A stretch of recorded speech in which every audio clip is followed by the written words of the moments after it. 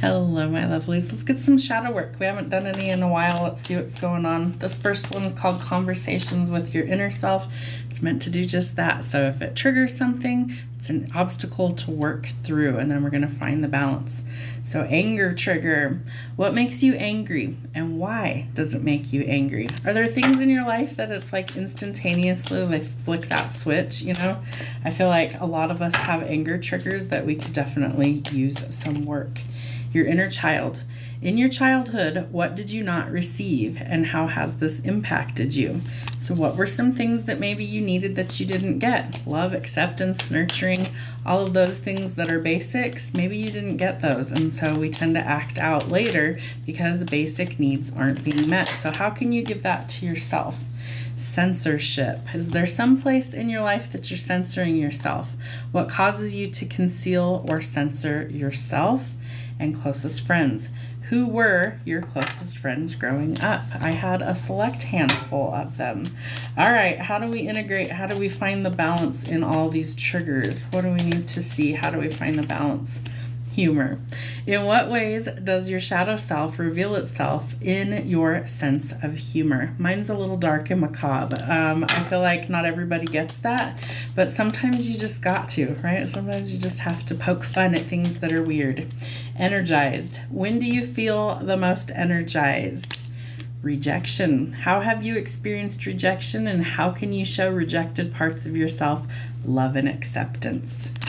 And 5 lives to live. If you had 5 imaginary lives to live, what would you do and be like in each one of them?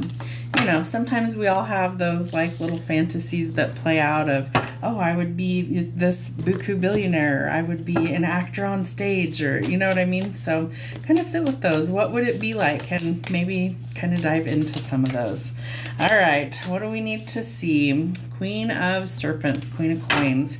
When she's in the shadow, she's making maybe some bad business decisions. So we want to be really careful. We're in Venus retrograde, Mercury retrograde, and we are also in eclipse season. So it's about purging, about letting go. So stop making bad decisions. Think about it. Read the fine print. Don't get yourself sucked into something that is no good for you. You need to focus on practical stuff right now. And some of the practicalities might just be taking good care of you, right? There's all of these things that are changing energetically, that are shifting, that are transforming us. So sometimes we have to hit the reset button. We're going through a collective purge of energy right now.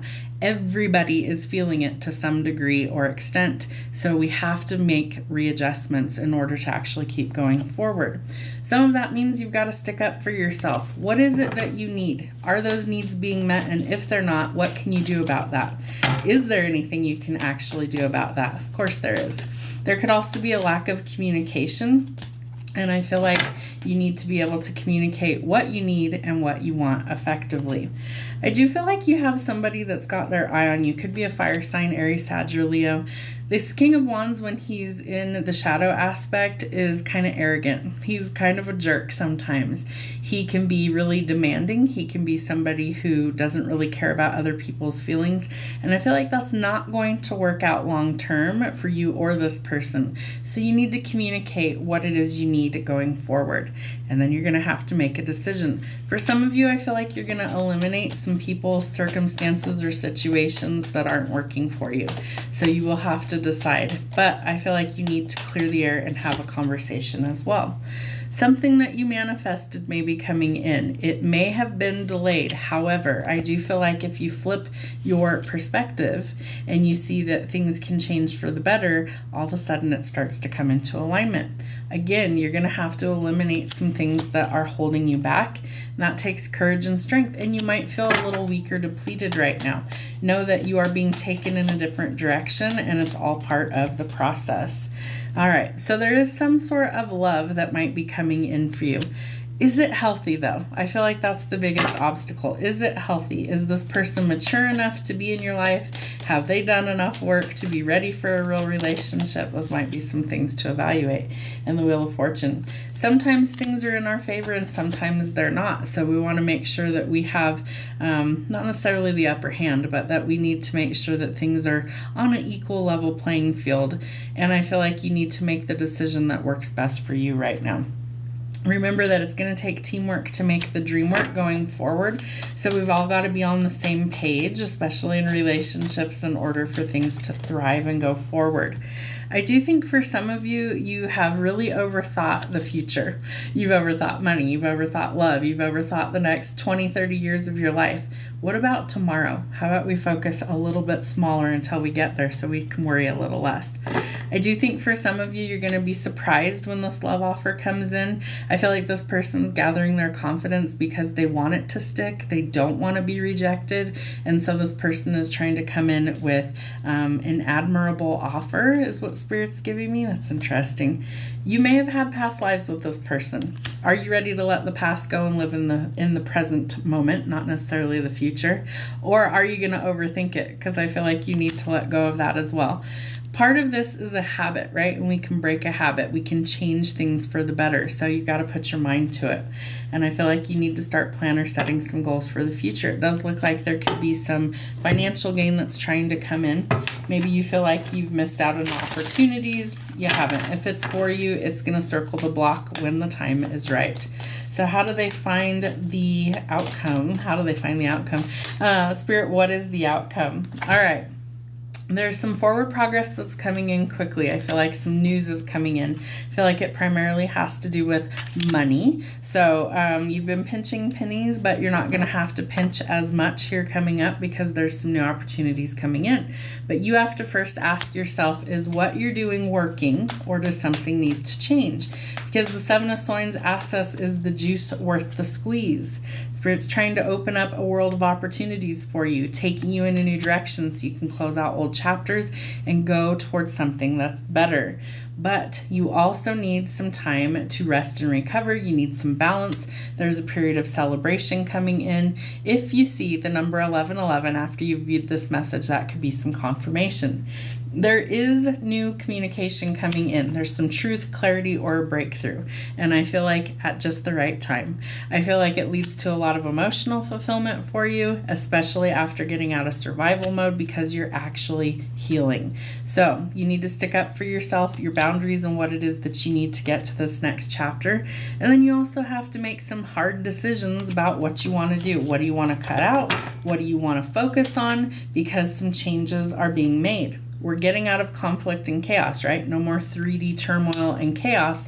We want to go towards something that's harmonious and peaceful so we can make positive decisions. I feel like you're working on building a legacy, right? You might be a healer. You might be somebody who's primarily focused on work and business. So focus on your goals and be practical about how you get there. But there is this sense of newness coming in. You've got 2 of the 4 aces out here. And I feel like there's a breakthrough, there's truth, there's clarity, there's excitement. There's this like zest for life that's coming in. And it could be in the form of a person. I do think for some of you, this person's going to pull you out of a comfort zone. They're going to show you that things can be better. They're going to show you that things can change in a dramatic fashion for you for the better. And this might be the karmic justice that you've been looking for. You could be dealing with courts, contracts, legal issues being resolved. Lady Justice is wielding her sword to bring in the balance that's needed because we don't want conflict and chaos, right? We want to resolve those issues in a positive light. And that leads to a victory. So I do feel like there are lots of changes coming in. You've been fighting for this for a long time, fighting for your happiness, fighting for love, connection. I feel like the communication that you desire is coming in where maybe there hasn't been any communication. That's about to change. And we're actually focused on healing from heartbreak and pain, right? We're closing out those painful chapters and saying no once and for all so we can get to a new beginning and new love coming in that leads to commitment and happiness. But we have to trust our instincts. So Spirit's asking you, you've manifested this. Are you ready for this? The question is, I feel like, are you really ready? And if you're not ready, Spirit needs you to get ready. What is their outcome? Yep. Any sort of illusions are going to be revealed. We have an eclipse on the 29th, so I feel like that's going to be poignant. And we are trying to get out of this toxic cycle. So the hard part is facing those fears in the mirror. Face your shadow self. Remember, your shadow self has protected you for a long time, trying to get you to the good stuff. We're about to get to the good stuff. So thank your shadow self, honor it, and bring it to the light and integrate. Find the balance and go forward. Have a great week.